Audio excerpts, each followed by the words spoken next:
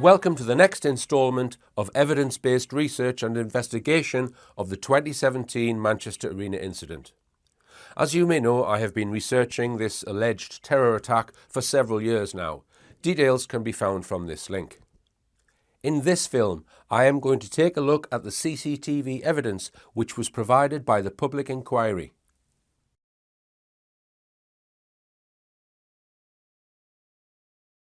I have identified 44 cameras positioned at various places around the site. It's important to understand that only a limited number of still images were provided by the inquiry from these 44 cameras. There would have been nothing stopping them from releasing moving footage from all these cameras leading up to the time the device was set off. But it appears that they cherry-picked images from certain cameras at certain times in order to help explain their narrative for what they claim took place. Some moving footage was shown at the inquiry, but the majority of images that were referred to in evidence were in the form of still images, which have been made available to the public and form the basis of this investigative documentary. The CCTV still images that they provided were contained in hundreds of PDF documents. Just over 4,000 PDF documents were made available, and around a quarter of them contained a small number of CCTV images. This is a typical PDF file provided by the inquiry. Some of them contained just one image, others 3 or 4, and some 6 or 7. Each PDF document related to a specific area of evidence at a specific time. Therefore, it is not possible to view the images in sequence across the whole event. In order to make use of the CCTV evidence in those 1,000 or so PDF files, I have extracted all of the images from the files, about 800 images in total, and placed them in order. This has taken months. I have also built an online tool which allows the viewer to select any camera or group of cameras and view the images in time order as the events occurred. You can try out the CCTV viewer from this link. Before we go through some of the images, I will give an overview of what is covered by the 44 cameras. The events that night were spread over various areas within the Manchester Arena and the Victoria train station, which are connected together by a raised walkway. Here is a diagram showing the area where the events took place. We see the main Manchester Arena on the left and the railway lines coming into the station in the top right. The event consisted of a single device being set off in the City Room or foyer, which is a large open space leading through to several sets of double doors which go into the arena. These doors are where concert goers' tickets are scanned before they can access the concert.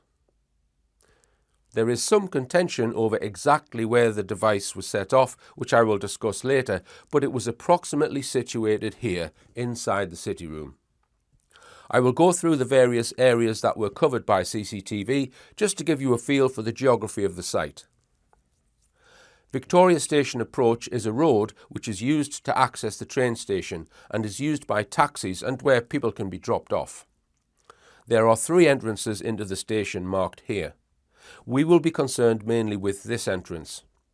2 of the entrances were covered by CCTV cameras situated outside. I have called them Entrance 1 and Entrance 2. Another camera is positioned on Victoria Approach, looking towards the first entrance. Moving into the station through Entrance 1, where much activity took place, leads into an area known as the Memorial. This entrance is covered internally by a CCTV camera inside the station, and the Memorial area is also covered by 2 cameras. The station concourse is covered by cameras viewing the cafe, the turnstiles, the lift, and the south side of the station. Another camera views the steps which lead up to the raised walkway. There are a number of cameras covering the length of the raised walkway, or bridge as I have called it, which leads into the sitting room. Inside the sitting room itself, there are 4 cameras covering the area. 2 cameras on this pillar, the first looking towards the glass doors, which I have called sitting room camera 1, the second looking at the sitting room double doors, which I have called sitting room camera 2. Another camera, sitting room camera 3, is mounted here, which has a view of the sitting room from the other side. This camera has several different positions, looking either at the double doors or at the steps on the other side of the room.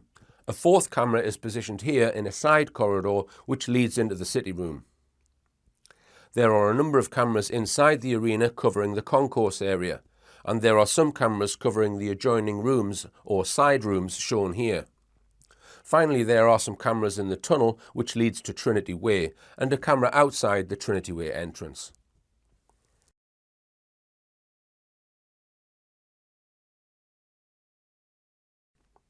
You will see 3 tabs which allow you to select what you want to view. Firstly, an area tab allows you to select a group of cameras covering a particular area. Secondly, a cameras tab allows you to select any of the 44 individual cameras. And thirdly, an items tab allows you to track certain people or other items of interest across the duration of the night. Note that you can select from the 3 tabs simultaneously. So for example, you could select a person and a group of cameras, and the images will play in time order for all those selections.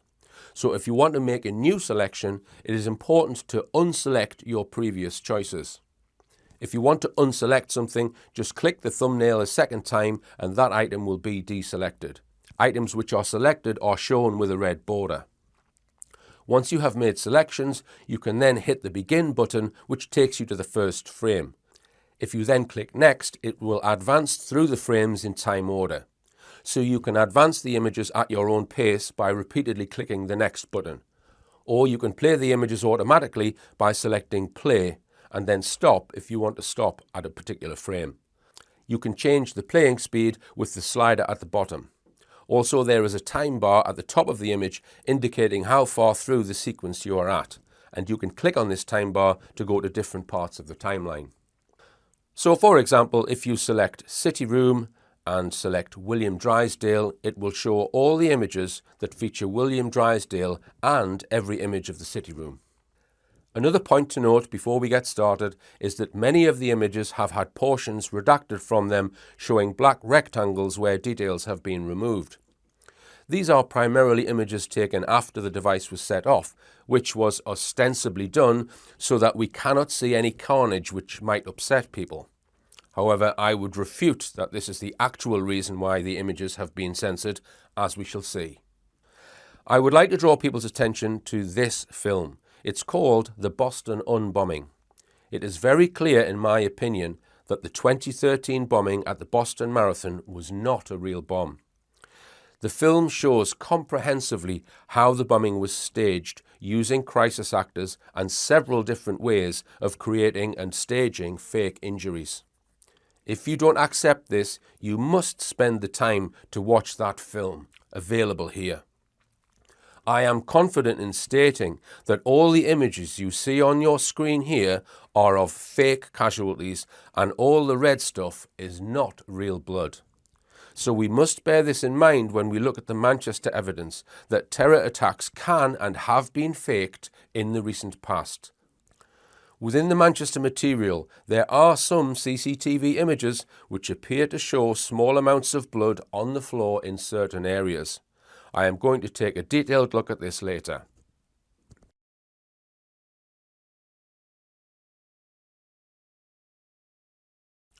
Okay, let's first look at the movements of the alleged terrorist. If we select Salman Abedi from the Items tab and then select Begin and Next, he first appears arriving at the station by metro at 18:31. He walks along the station concourse, then up the station steps, across the bridge heading towards the City Room. But according to this image, the text reads, Salman Abedi is not seen to enter the City Room. Note that all the comments which accompany these images are not my comments. They were produced by the investigation. So according to this, He decides not to enter the city room and turns around and walks back across the bridge, where he talks to one of the Shawsec staff, Robert Atkinson, at the top of the stairs. He then walks back down the stairs, walks out of the station, then gets into a taxi and leaves at 18:36. He then reappears at the station 2 hours later at 20:36 wearing a rucksack, having just used the metro to get back to the station. He walks along the station concourse and at 20:50 walks up onto the bridge, then into the city room for the first time. He is then alleged to go up these steps to the mezzanine level, where he is alleged to wait for 20 minutes, although we don't see him waiting there. He then exits the city room at 21:10, goes back across the bridge, down to the station, and for some reason goes to the metro platform where he arrived. He waits on the platform for 16 minutes, then goes back to the station where he gets the lift, which goes up to the bridge at 21:31. He then goes back across the bridge, arriving in the city room again at 21:33. He then goes back up the mezzanine steps and is not seen on CCTV again for about an hour. It is alleged that he hid for an hour on the mezzanine level, after which time, at 22:30, walked into the city room, as seen here, then allegedly set off his device, although we do not see a device being set off. So this is the last available image of him.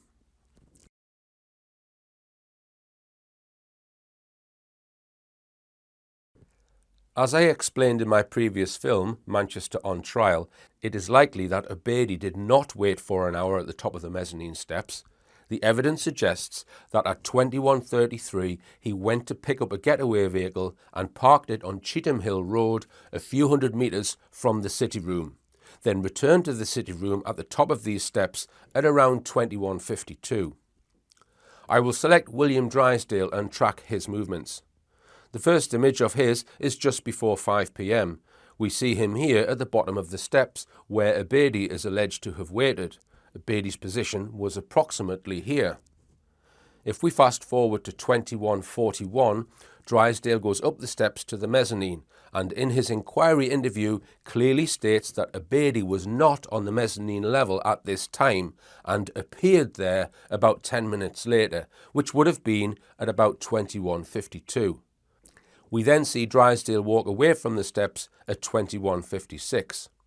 Note that no witness saw Obeidi in the arena between 21:33 and 21:52, a period of 19 minutes, which is enough time for him to collect his Audi getaway vehicle and park it on Cheetham Hill Road. This is all covered in the previous film. When Obeidi returned from parking the vehicle, he would have walked or ran along the Trinity Way tunnel to get back to the city room. Let's select the tunnel cameras and see what we have. The first image is at 6:20, then a few more images around 6:30. The next available image is at 22:10. Shucks, which is about 18 minutes after he would have returned. So it seems they may have left these images out in order to conceal him going to get the car.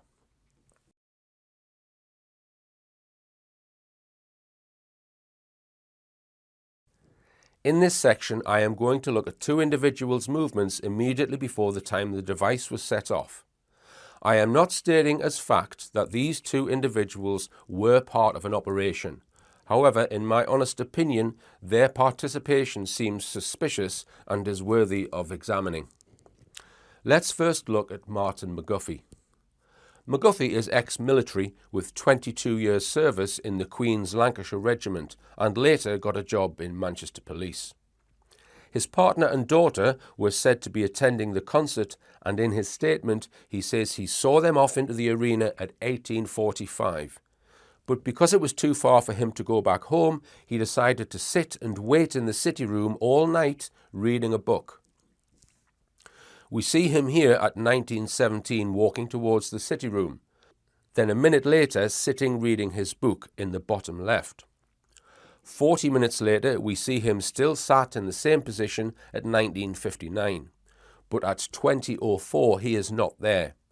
So at around 8 p.m. he has gone somewhere, and he is then seen back in position reading his book at 20:30. He was not asked at the inquiry where he went on this first occasion. At 20:51, Abedi walks into the city room while McGuffey is reading his book. Abedi is then alleged to walk up onto the mezzanine level and wait there for 20 minutes before leaving the city room at 21:10.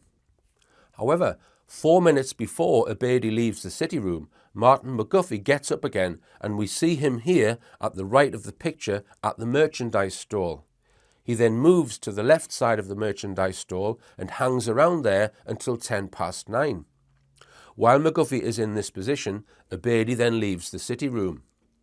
Note that from this location at the merchandise stall, McGuffey would have had a clear view of Abedi at the top of the mezzanine steps. After Abedi has left the room, McGuffey then returns to his place reading his book. Abedi then returns at 21:33 while McGuffey is still in position. As I described earlier, during this period, Abedi probably went to collect a getaway vehicle, parked it up and returned to the mezzanine level. We see McGuffey from the other angle in this image at 21:48. McGuffey gets up again at 22:01. Note, by this time, Abedi would have been back in position at the top of the mezzanine steps. McGuffey walks towards the merchandise stall at 22:02, but in the next image has turned round and is walking back. This image is 37 seconds after the last one, so he would have had time to walk to the merchandise stall and have a look and come back. He then decides to walk up the other set of mezzanine steps. In his inquiry interview, he said he was searching for a toilet, and in doing so, turned right at the top of the steps, across towards the other steps where Abedi was situated, and accidentally walked into Salman Abedi, who was sat on the floor. After walking into Abedi, McGuffey said that Abedi asked him, "Are you looking for a toilet?" Did Abedi read his mind? McGuffey then claims in his statement that Abedi gave him directions to find the toilet, which was down in the Victoria Station. We see McGuffey in this image walking down the other steps after his conversation with Abedi. He then leaves the city room and allegedly goes to the toilet downstairs. Note that we only have McGuffey's words for evidence that this conversation actually took place. Now, if McGuffey was trying to find a toilet, why did he walk towards the merchandise stall and turn around and come back before going up the steps to find the toilet? What I suspect happened is McGuffey went back to where he was before, beside the merchandise stall, to try and spot Abedi.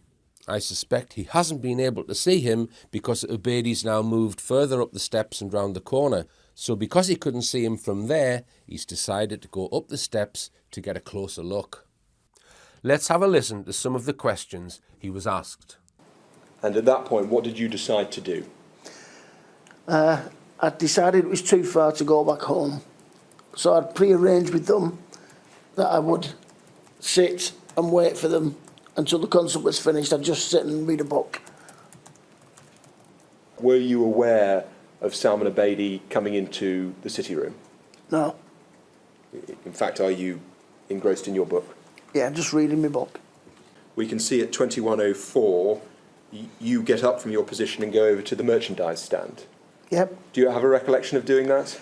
Yeah, I got up a number of times in the night just to stretch my legs. End of each chapter, I suppose, just give me a stretch. You were there for several hours, weren't you? Yeah. In the course of your journey to and from the merchandise stand, do you have any recollection of having seen Salman Abedi? No. He would have been on the mezzanine somewhere at this time? Yes. You didn't see him? No. We can see that whilst you are over at the merchandise stand, Salman Abedi descends from the mezzanine and leaves the city room. Was that a movement that you were aware of at the time? No. As an ex-soldier, you go to places like Northern Ireland, some of the things you are trained on is suspect recognition.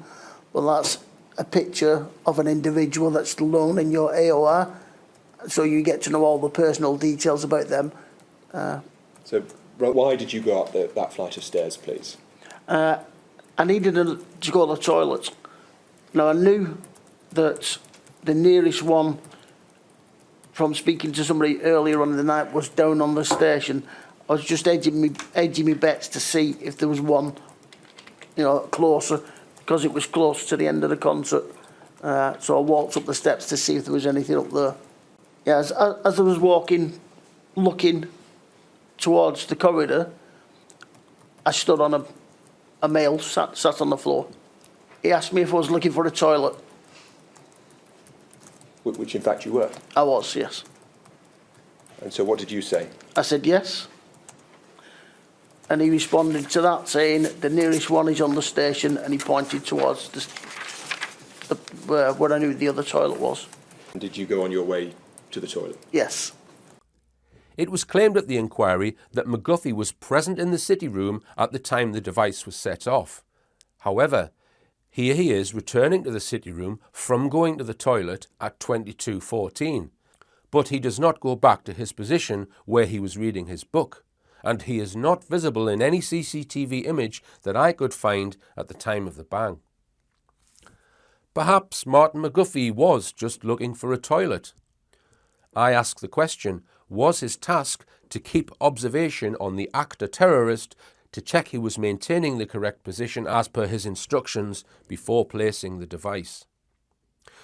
The other person who I suspect, and this is pure opinion, may have been involved as an observer is Andrea Bradbury. Andrea Bradbury had 8 years previous experience in working in counter-terrorism and just so happened to be hanging around the city room doors half an hour before the device was set off. It's clearly just a coincidence that we have ex-military and ex-counter-terrorism officers hanging around key positions at a teenage girl's concert just before a surprise terrorist attack. Let's use the CCTV system to track her movements.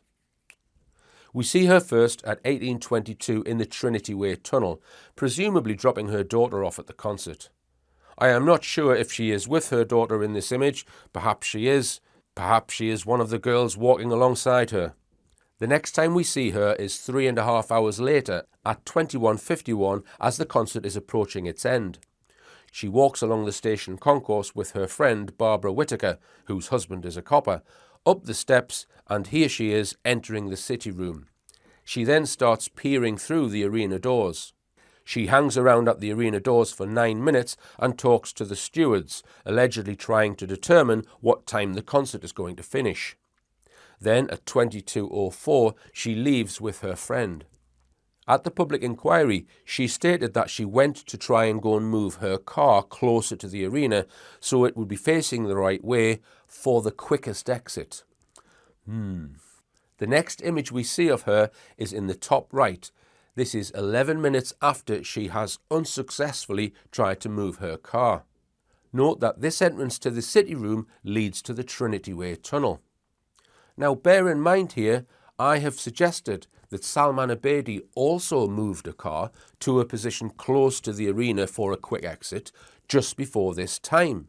And I also suggested he used the Trinity Way tunnel, which would have been between 21:33 and 21:52. We see them leaving at 22:04, which is just 12 minutes after Abedi would have returned from parking his getaway vehicle. The obvious question which arises in my mind is, did they go to check on Abedi's vehicle, not on their own vehicle? As she says, so it was facing for the quickest exit. Let's have a listen. So I made the decision that we had sufficient time to get to the car, attempt to move it to a better position. So let's just go on. I'm so sorry, I didn't mean to. And then we returned. So you're walking away to go to the car to move it, what, closer to the venue? Yes, because there is the potential. Some of the side streets clear when people leave work for the day. They park in those cheap, free spots. So I literally wanted to get it as close and turn it so it was literally facing to the quickest exit. And is that what you then did? It is, yeah, but I actually couldn't move it as it happened, and. I see, but that was what you wanted to do. I suspect she's checked on Abedi's car, not on her own car. After returning from the visit to the car, she returns to the city room at 22:15. The next image of Bradbury is at 22:28. This is her here, waiting for the concert to finish. Note that she is standing right next to two people who I believe are Alison Howe and Lisa Lees, who were both allegedly killed. Although Bradbury said she was injured, I have not seen any evidence to back this up. So, were McGuffey and Bradbury operatives who were surveilling Abeidi to make sure he was playing his role correctly?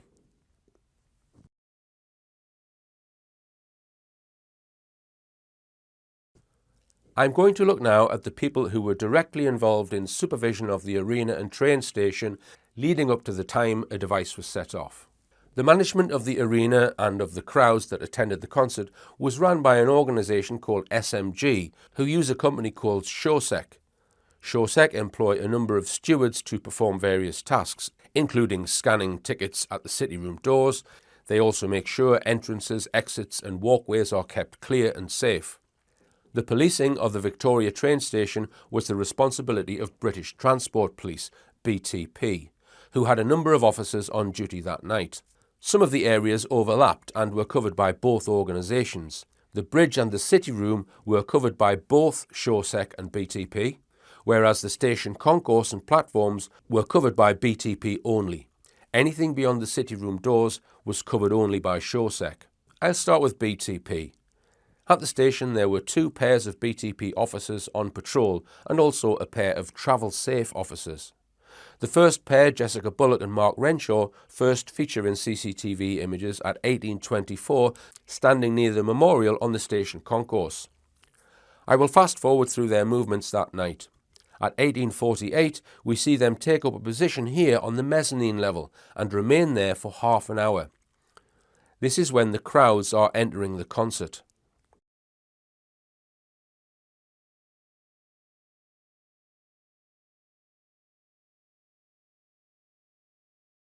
At 19:28, after the crowds have died down, they disappear from the station in a panda car to go and get kebabs. They went all the way to Longsight on the outskirts of Manchester and arrived back 40 minutes later with their kebabs. They then walked to the staff office to eat them. They got some flack at the inquiry for such a lengthy meal break. However, the main point of controversy was that it was policy for BTP to have presence in the city room, usually 2 officers, on the mezzanine level at the time concerts were finishing. But for some reason, as we see in this image, all 4 of the officers were stood at the war memorial when the crowds were exiting, when at least one of them should have been in the city room surveilling the crowds, as they did when the crowds were arriving. Brown and Morrie were the other 2 BTP officers on duty that night. And as we see in this image, all 4 of the BTP officers took up positions in the city room as the crowds were entering the concert. But again, none of them did so when the crowds were leaving. No satisfactory explanation was provided for this. Another BTP officer who was expected to be in the city room as the concert finished was Stephen Cork. He had been on patrol away from the station with BTP Sergeant Matthew Martin, and we see him arriving at the station 3 minutes after the bang. He walks up the station steps towards the city room, but we don't see him in any CCTV images after this point. The question which begs to be asked, which I raised in Manchester on Trial, is was this done deliberately to make sure no police were in the city room when the event happened? As I mentioned, a number of stewards were also on duty that night. The most experienced was Dave Middleton, whose job was to supervise the city room doors which lead into the arena. Middleton had a number of people working under him. He had 8 stewards whose job was to scan tickets. He had 2 access control supervisors under him. They were Daniel Perry and Jordan Beek. He had a steward patrolling these exit doors in the city room, Mohammed Aga, who was not allowed to leave his position at the doors, and Middleton had 2 further members of staff patrolling the bridge. They were Kyle Lawler and Robert Atkinson. If we focus on Dave Middleton, we see him here at 21:11, and he adopts this position in front of the city room doors for the time leading up to the bang.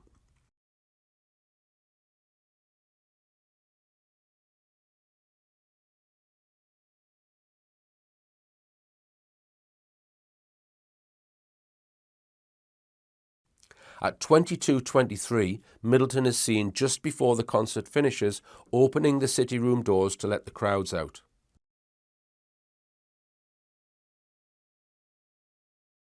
At 22:24, the doors are all now mainly open.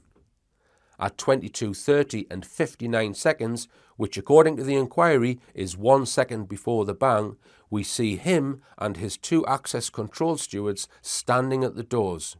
You would have thought all 3 would have been seriously injured, but I haven't seen any photographic evidence that any of them were. We know from 2 statements from members of the public that the stewards started turning the exiting crowds away from the City Room on the arena side of the doors shortly before the blast. And so we did. We went to the bathroom and then we said, let's go now before the rush. So we walked towards where the MEN car park is, where we were parked. And there was a row of stewards stood in a line, stopping us getting through. But they were very friendly and they said, this isn't your best way, girls. You're best turning round. You can get to your car park that way. As I turn round, boom, one loud noise. We was waiting to be let out to walk down to the foyer area, and while we was waiting, no one would let us past, and all of a sudden we had like a massive explosion. I showed in my previous film, Manchester on Trial, that this CCTV image was not taken 1 second before the bang. It was probably taken about 30 seconds before the bang. This would have given these stewards time to divert the crowds away from the doors, thus clearing the space in the City Room before the event occurred. This is just an opinion, but if my hypothesis is correct that the whole event was a concoction, it would mean that Middleton would have to have been a key player in the operation. Again, that's just my opinion.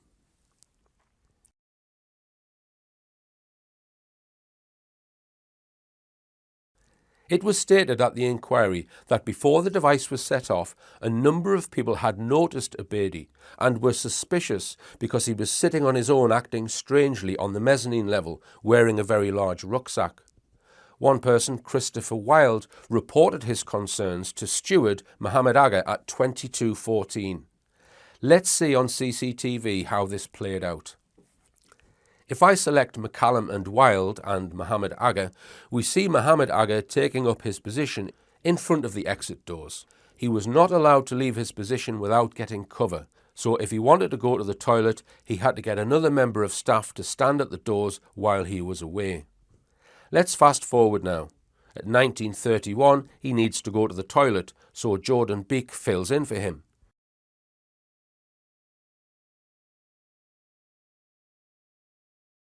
He then goes back to his position. He then needs to go to the toilet again at 21:10.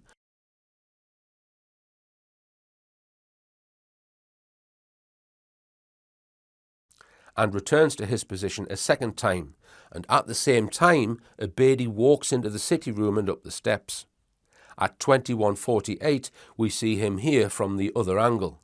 Notice there is nobody standing in this position here.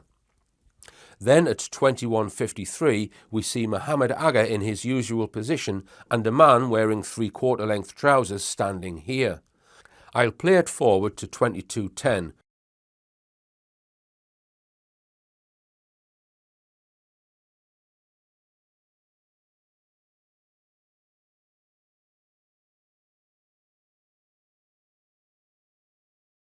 The man is still here. In this next image, 2 minutes later, we see a man called Tom McCallum walking towards the City Room. He walks into the City Room and stands exactly where the man with the 3/4 length pants has just vacated. 2 minutes later, a man called Christopher Wilde walks down these stairs and approaches Mohammed Agha. Both Wilde and McCallum gave testimony at the inquiry, and Wilde claimed that he alerted Mohammed Agha to the suspicious man with a backpack hiding at the top of the steps. McCallum was witness to this conversation and heard Wilde complaining to Agha about Abedi. Wilde then walks back to where he was before he came down the steps. Then what happens is Mohammed Agha tries to report the suspicious male to his boss, Dave Middleton, by waving over to him. We see in this frame Agha's arm is raised, but he can't go over to Middleton because he cannot leave the doors. Dave Middleton apparently doesn't notice him. We see him again raise his arm in this image. And again. After failing to get Middleton's attention, Agha walks over to his colleague Kyle Lawler, who has a radio in his possession, and asks him to report the suspicious male to the control room. However, this doesn't happen and Lawler just writes it down on a piece of paper. Now, I'm not sure whether any of this was staged. Maybe none of it was. Dave Middleton said he didn't know that Muhammad Agha had been trying to get his attention until 3 years later when he attended the inquiry. This is just my opinion, but perhaps Dave Middleton knew what Abedi's role was and therefore knew he was not to be disturbed, therefore did not respond to Muhammad Agha's attempts to get his attention.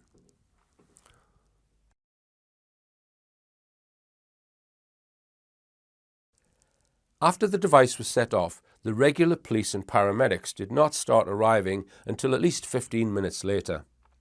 The initial response was by BTP, the Arena First Aiders and SureSec. Due to the redaction of CCTV footage immediately after the bang, there is very little to show of the immediate response. Let's go through it anyway. First, looking at BTP. I will select all the people who were there at the time of the bang, then start the footage at 22:30. We see them running towards the city room in these images in reaction to the bang. Then arriving in the city room, and as we see, the images are heavily redacted. Stephen Cork, who was meant to be in the city room, arrives 3 minutes after the bang. 2 officers come back down in order to get first aid kits, which we see them getting out of the back of the car. Then more BTP officers arrive.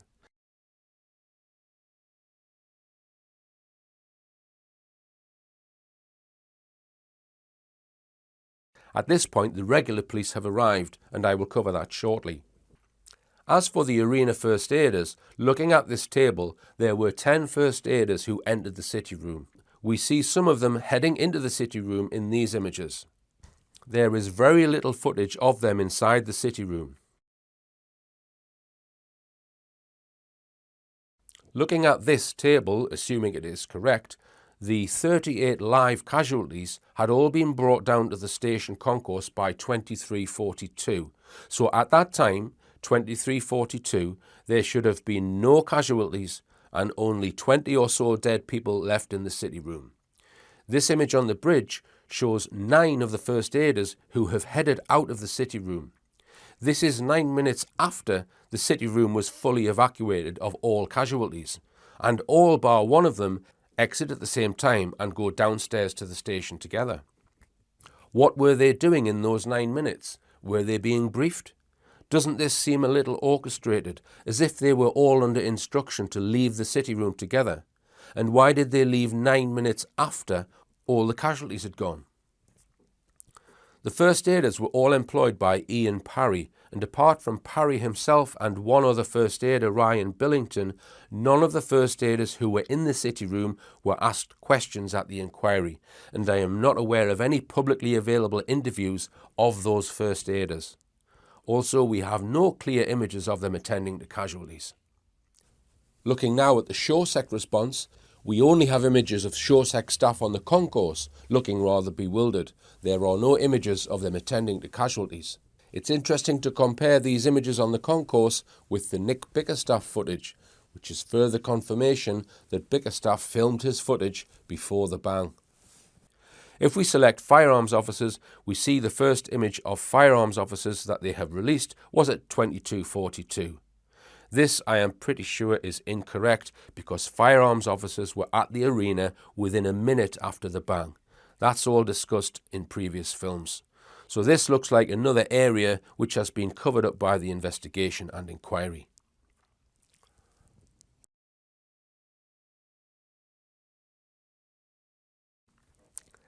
Let's have a look now at the regular police. The 3 I have highlighted are Inspector Mike Smith, Sergeant James McGowan and Chief Inspector Mark Dexter. Smith arrives at 22:45, closely followed by McGowan. They go up the stairs together and appear to have some sort of confrontation with BTP officer Matthew Martin. They all then head into the city room at 22:47.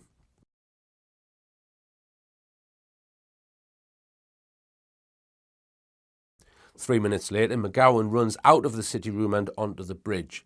I think he may have suspected a secondary device.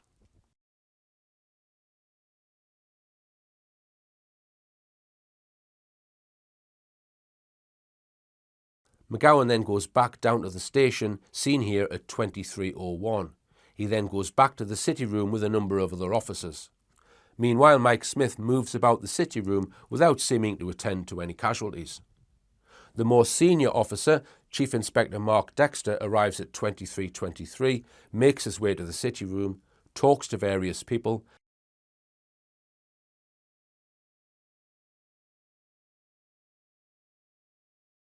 then at 23:30 goes back down to the station and walks outside. There is then a 14-minute gap before he goes back into the station, up the steps and back to the city room, where he again talks to various people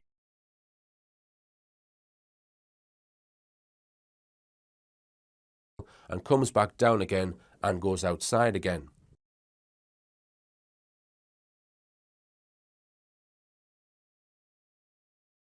Then goes up a third time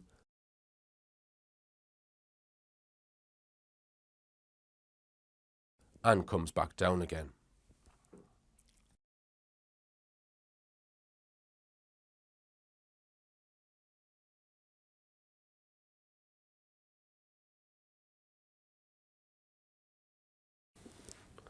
I'm going to look at the paramedics now. So the first paramedic to arrive was Paddy Ennis, who got there at 22:49. We'll just track him into the station. Here he is. Has a quick conversation, goes up the stairs, and he's escorted up the stairs by Matthew Martin, BTP Sergeant Matthew Martin. They walk along the concourse. He quickly checks on a casualty, but he doesn't attend to it. Paddy Ennis actually said at the public inquiry that it wasn't his job to attend to any casualties. So he has a quick look, he walks into the city room, and you can see in these images he doesn't look like he's attending to anyone, which he doesn't. He then leaves the city room. This is Dan Smith now, so he becomes the commander. He's arriving at just before 11 o'clock. He comes into the station, you can see he's got the green commander vest there. We're just moving on. So Paddy Ennis now starts heading back down. There's more paramedics arriving at this time as well. This is Dan Smith here, the commander. So Paddy Ennis walks back down at 23:01. Okay, this is Paddy Ennis here. So it's 23:01. It's half an hour after the bang, and there are no paramedics in the room where they're most needed. Paddy Ennis has come back downstairs to talk to Dan Smith, and note that Dan Smith, the commander, at no point goes into the city room. Okay, there's Dan Smith, he's still downstairs, so we'll move on.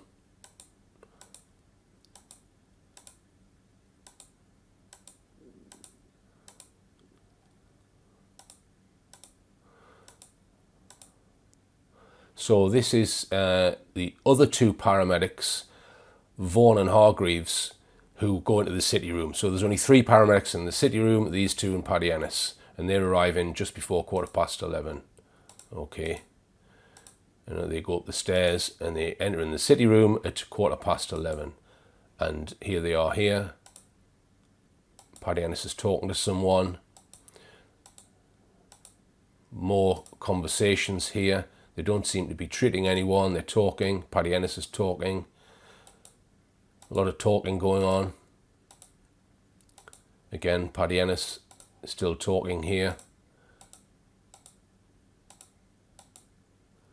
More talking, not treating anyone. I mean, these are the alleged casualties, but we've got no way of knowing if they're genuine casualties or not.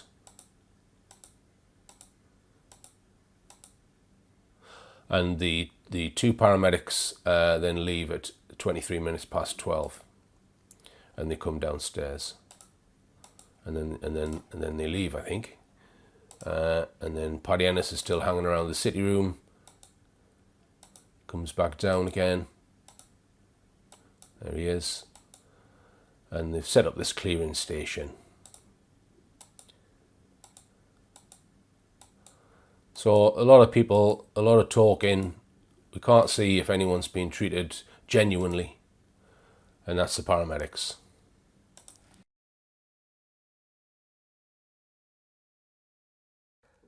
As we've seen so far, all of the alleged casualties have been blanked out, so we cannot make any judgment if they are real casualties or fake casualties. I will now select casualties, and despite them being blanked out, let's have a look through them.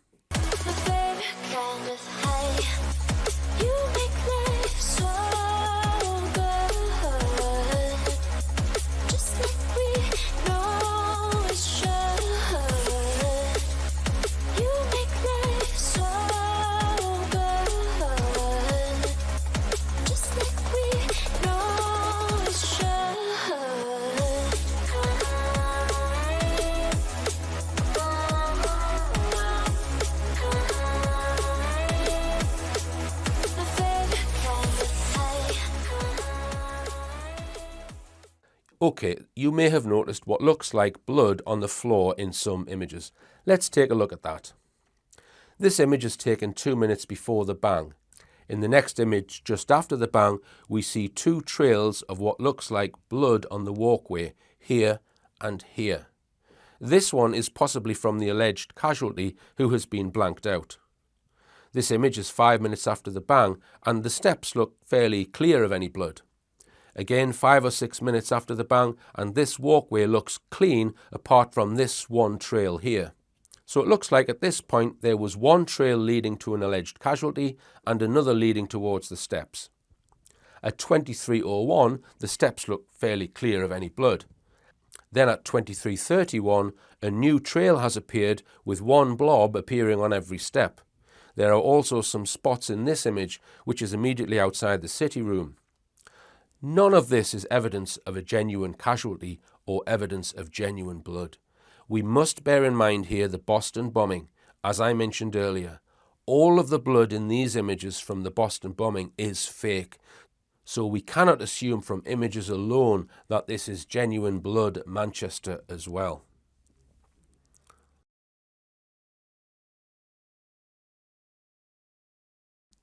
Let's have a look now at when the North West Fire Service were permitted to go near the arena. Selecting the item Fire Brigade, we see the first fire engine arriving at the main station entrance at 00:36, which is 2 hours and 5 minutes after the bang. We see them here wheeling beds into the station at 00:47. Is it not unfathomable that after 2¼ hours, any of the 38 casualties would still be lying on the floor in the building? This image is 2½ hours after the device was set off. Is it all just for show? Where are the casualties? And why were the fire brigade not alerted to the strange fumes that were being produced by something in the city room for 2½ hours? These fumes are not from the explosive device because the device was nowhere near this location. The fumes are being produced from at least 22:47 to at least 00:55. That's over 2 hours and 8 minutes. Nobody seems to be paying attention to any of these mystery fumes. Using the images of the city room after the bang, I have created 2 mosaics to give a clearer view of the city room after the device was set off. There are no pools of blood, and there are no dead bodies. There appears to be a red and a white object at the bottom of the stairs. Are the fumes coming from these objects? Is the red object a medical bag? What on earth could be producing fumes like this for over 2 hours? Now, the fumes look to me more like steam. Could the red object be a steam cleaner which has been left running? Something like this. I'm not sure about this, so please get in touch if you have any ideas.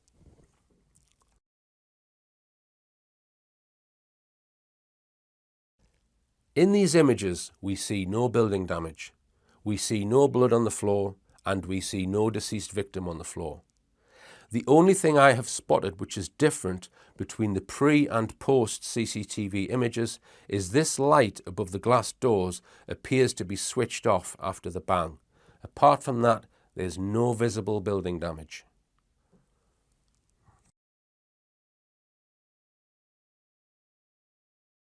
I've only been able to identify 4 of those who allegedly died within the CCTV images.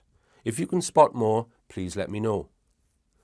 They are Jane Tweddle in this image, Michelle Kiss in this image, and Alison Howe and Lisa Lees in this image. One interesting thing about Jane Tweddle is her positioning in the city room. We see her arriving with her friend to collect her friend's daughter and another teenage girl. The two of them take up a position here to wait for the concert to finish. Note that the person next to them here in the dark clothing is not with them. After waiting in this position for 6 whole minutes, they suddenly decide to move about 8 feet to the right. Now, the odd thing about this is the person who was not in their party, in the dark clothing, also moves in the exact same way. This suggests they may have been requested to move to a new position. When they are moving, Dave Middleton appears to be looking over at them. Did Dave Middleton signal to them and request them to move over? If so, why did he do this? Maybe they were blocking the city room for people exiting the concert. However, this doesn't seem likely to me because there are other people standing in the room who did not move. If we look at this plan view, their position moved from here to here. Might this be because access was needed to the area by the lift for some purpose? I suggested in my last film that this area outside the lift may have been used as a preparation area for fake victims. So were they moved in order to provide access for fake victims to enter the room? Again, this is just my opinion, but I thought I would point it out. Perhaps there is another explanation.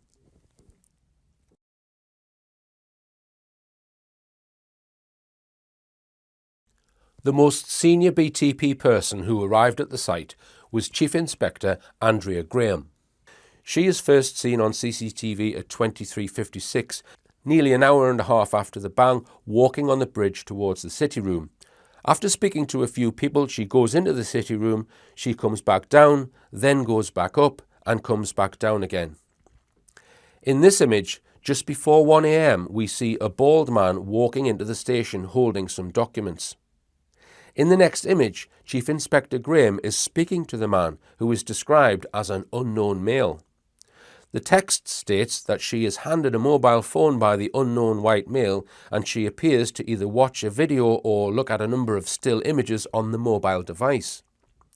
In the next image, Chief Inspector Graham is given a piece of paper with what looks like a CCTV image of the city room taken from the camera which has a view of the box office. I'll come back to this in a second. She then talks with other officers.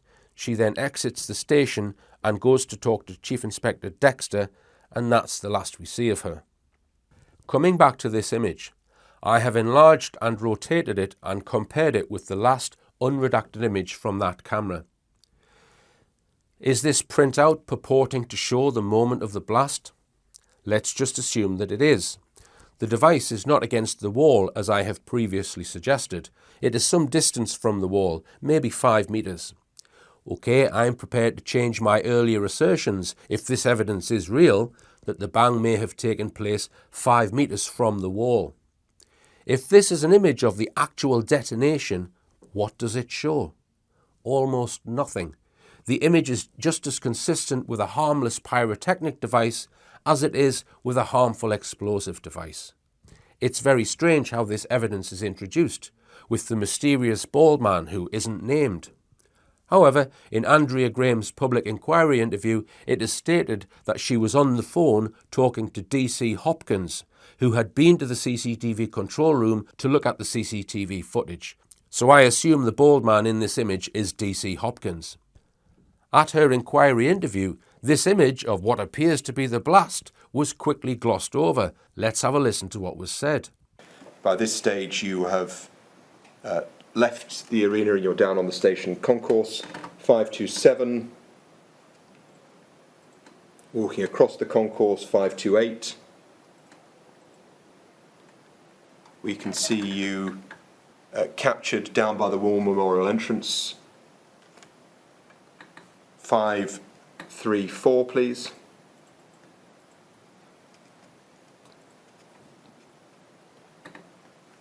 (536).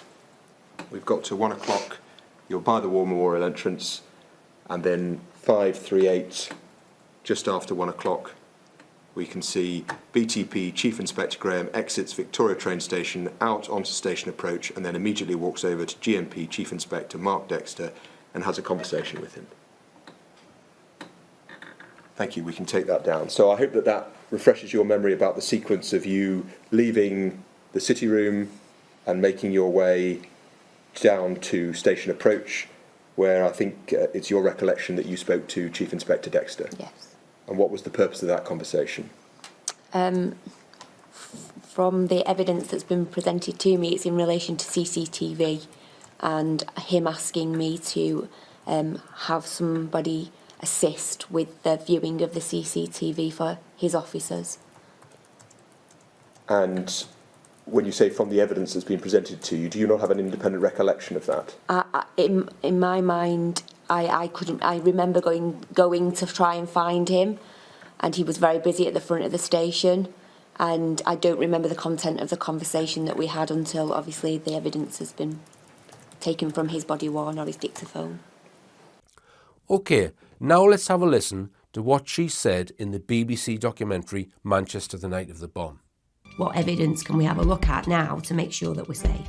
So that was about CCTV retrieval very, very quickly. So that person, yes, we can see that that is the point of blast, that person, and we can track that person back to make sure we knew what we were dealing with and we weren't dealing with a number of people. So did you manage to identify him at that point? Yeah. How did you actually do that? Purely by the description of what we can see on the CCTV of the person before the blast and the person after the blast. The person after the blast.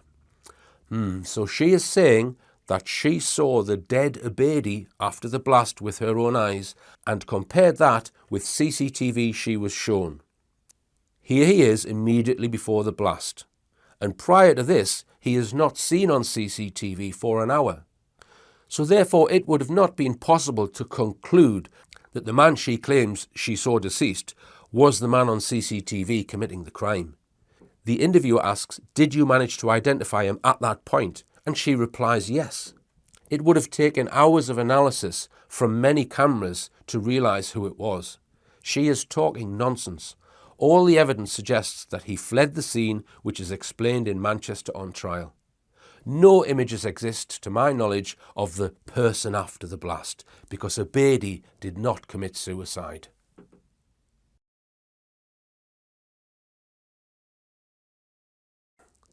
My conclusion is simple, that the CCTV image evidence shows the event was far more consistent with a staged attack than it was with a real terrorist attack where people are injured and die. Here are some images of a real bomb attack. A nail bomb which blew up in the Admiral Duncan pub in London in 1999. Not much doubt that these people are really injured. And another image of the Omar bombing in Northern Ireland in 1998. Again, not much doubt that a real bomb was used here. I could go on. How about Birmingham 1974? The sanitising of the gory images was not done to prevent people from being upset or offended. It was done because gory images of injuries or dead people in the city room do not exist. They do not exist because the attack was staged. If you believe that people died in the Manchester Arena in 2017, I want you to state out loud now, verbally, what evidence you have seen to make you believe this. I see you are struggling. I am sure some of you are going to spend hours looking for clues in these images, for which I would be very grateful. If you spot anything you think is significant, please let me know.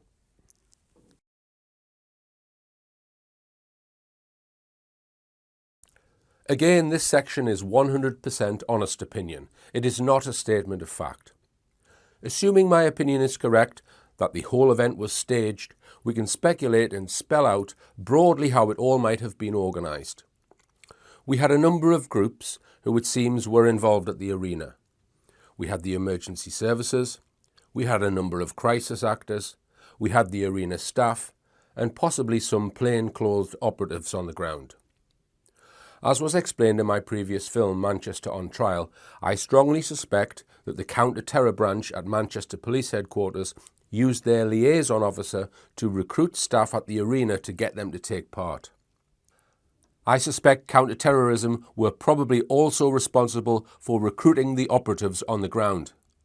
Counter-terrorism were heavily involved in the so-called investigation, headed by Simon Barraclough.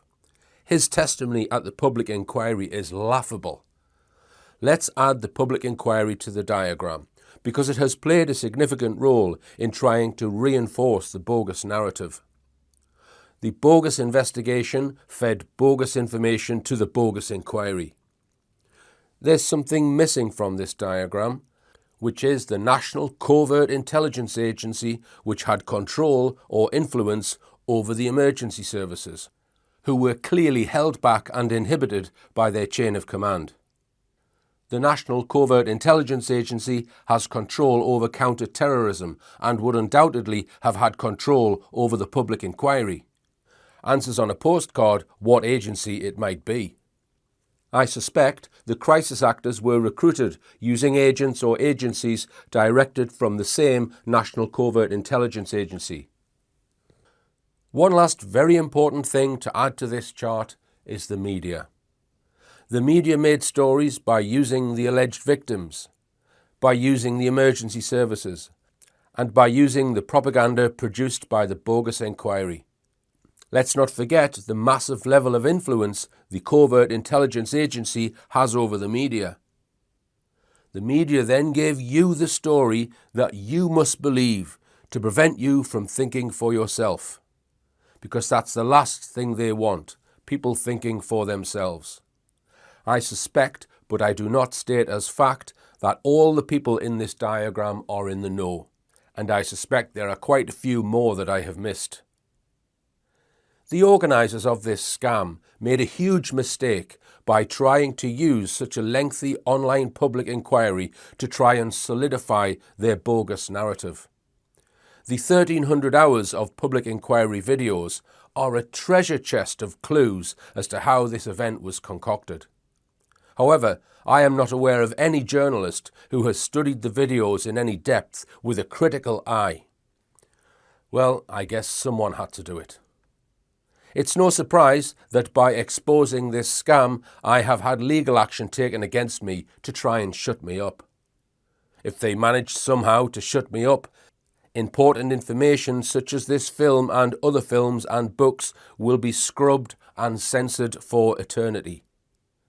It's important to share the information as far and as wide as possible and to keep reposting it for decades to come. Please download, re-upload and share this video and the other videos, and please consider making a donation to help my legal battle so that I can continue to investigate with the sole intention of getting closer to the truth. Remember, always believe none of what you hear and only half of what you see. I'm Richard D. Hall. Good night.